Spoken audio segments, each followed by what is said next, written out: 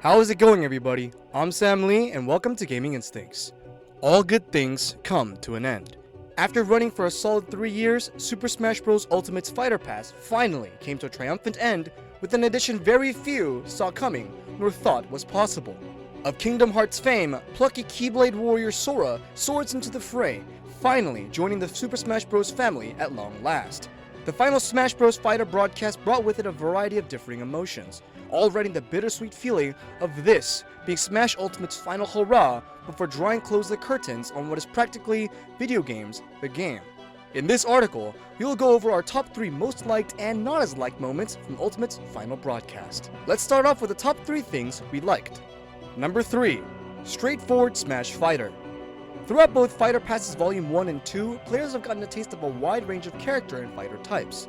The DLC offerings of Ultimate pushed the boundaries of the Super Smash formula by adding characters like Kazuya Mishima, Terry Bogard, Minecraft Steve, and many more, bringing with them unique techniques and gimmicks, making them truly stand out from their counterparts. After a mechanically rich and deep character like Kazuya, Sora feels akin to a breath of fresh air.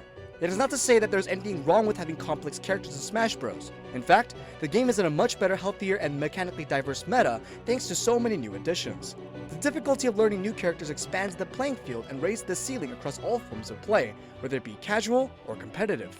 However, sometimes having simple, straightforward characters is just what the game needs to balance out against the higher entry-level fighters, so that a wider range of players who are all incredibly eager to see and play as Sora experience and enjoy the character without the need to memorize precise control stick motions or bizarre moveset gimmicks. Whereas characters like Terry and Joker boast special combos and awakened states, the only real gimmick Sora has is being very light and floaty, much like how he feels in his original games.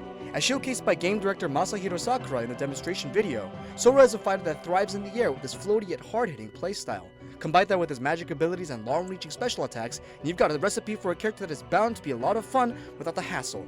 Easy to pick up, hard to master, perfectly balanced. Number 2. Immaculate care and attention to detail. All of Ultimate's DLC fighters came bundled together with stages, music, history, and love. We really see the attention to detail and care shine in the broadcast video Sakurai hosts in anticipation for the character's release, with the most prominent showcases being Terry and Sephiroth, doubling as video game history lessons as well as fighter character demonstrations. The faithful recreations and adaptations of the fighters in-game, especially ones with canon special abilities and gimmicks, pays even more homage to the original games and delivers delicious fan service to devoted fans and players. Sora delivers this and more with his overall character presentation and unique stage. Unlike nearly every fighter in-game, Sora possesses 4 unique in-game renders, each portraying his appearances across 4 Kingdom Hearts titles. Along with this, Sora gets unique alternate colored costumes that resemble special outfits from aforementioned games. If that wasn't enough, his Player 5 costume, the Timeless River variant, is reminiscent of his appearance during a section of Kingdom Hearts with the same name, along with the accompanying monochrome 1920s/30s Disney aesthetic. Paired with his fantastic character animation, moveset, unique sound effects, and stamina mode finisher, Sora is chock full of homage and fan service, just on his portrayal alone.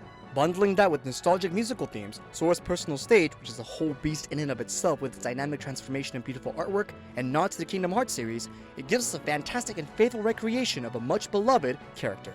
And number 1, achieving the impossible for Smash.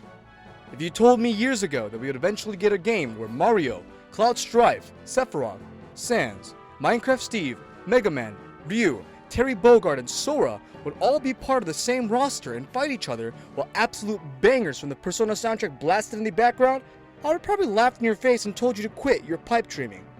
But how wrong and cynical my younger self was. The madman Sakurai proved again and again through Ultimate's development and DLC cycle that he and his team are not to be underestimated. The absolute legal and licensing nightmare of getting Sora into Smash Bros. Is something that cannot be overstated, especially given how staunchly protective Square Enix and Disney can be over their intellectual property. It was what prevented Sora from being announced as a fighter for Smash 4 and what nearly prevented Cloud's inclusion in Smash Ultimate. It is a universal miracle that any of these characters made it in at all, and a sign of just how wild the folks over at Nintendo can truly be. Regardless, the gaming world is all the better for it. Also, I'm probably never going to get used to seeing the name Disney alongside the other companies during Ultimate's credits. And now, moving on to our top 3 not as liked. Number 3. Shaping to be a pain to fight. Sora being a straightforward and forgiving character is a double-edged sword. Because of how simple his playstyle is making out to be, it'll create a massive influx of Sora mains who flood all playing spaces testing out and trialing the new character. Thanks to his aforementioned floaty playstyle, Sora's edgeguarding abilities are incredibly powerful. His physical and magical attacks hit hard off stage, with one mistake on the opponent's side capable of rendering a stock lost if caught by Sora's blows. Also, thanks to Sora's air mobility and recovery options, he can take deep offstage risks and still make it back to stage safely.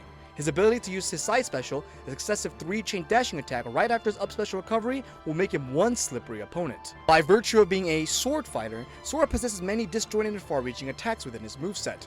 Pair that with his 3-hit combo and general mastery of the air, and most of us on the receiving end are probably in for a bad time. His aggression is offset by his floatiness and lightweight, meaning it won't take much to send Sora to the blast zone and secure a stock. However, don't let that lead you into a false sense of security. Lighter characters with fewer tools at their disposal have been able to wreak havoc across the roster before. Fun to play as, and probably total butt to play against. Perfectly balanced. Number 2. Licensing limitations. Despite how much care and detail the development team was able to give Sora in his Smash debut and portrayal, there were definitely things even they weren't able to deliver on, despite those aspects being central to Sora's character in Kingdom Hearts. Though most of the Square Enix side of Kingdom Hearts essential to Sora made it, albeit as background art and not as full renders, almost everything that referenced Disney was immediately scrubbed from Sora's debut. Donald and Goofy are nowhere to be seen, and explicitly Disney elements and designs were removed from Sora's stage, Hollow Bastion.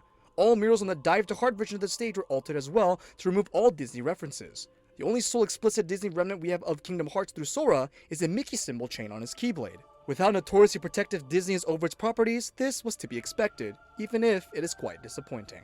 And finally, number 1, the end of Smash Ultimate. With Sora's inclusion, it marks the end of an era for Smash. Never again will there be a game of Ultimate's roster or scope. I honestly think it is a missed opportunity for the game not to continue a DLC lineup of sorts, whether it be through new music, stages, or fighter costumes once the DLC's fighter support ends. However, with Sora finally rounding out the roster, support for Ultimate will ultimately dry up. This means no more future balance changes for characters. Unless something truly game-breaking is found, fighters in their current iteration, regardless of their overall strength or weakness, will be their final iteration once the Sora update and its balance patches arrive.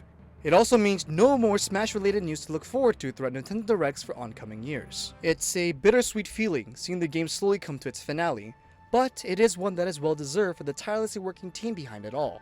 Nintendo, Sakurai, and Sora Limited have done a magnificent job in creating what is arguably the greatest crossover in video game history, and no one will fault them for wanting to move on. All good things come to an end, whether we like it or not. At least in Ultimate's case, it ends on a triumphantly high note, achieving what many thought to be impossible. Sora joins the fray on October 18th as the last guest fighter on Fighter Pass Volume 2. And this has been Gaming Instincts. The full article is linked in the description below, and if you want to check out other awesome articles, head on over to our website at gaminginstincts.com.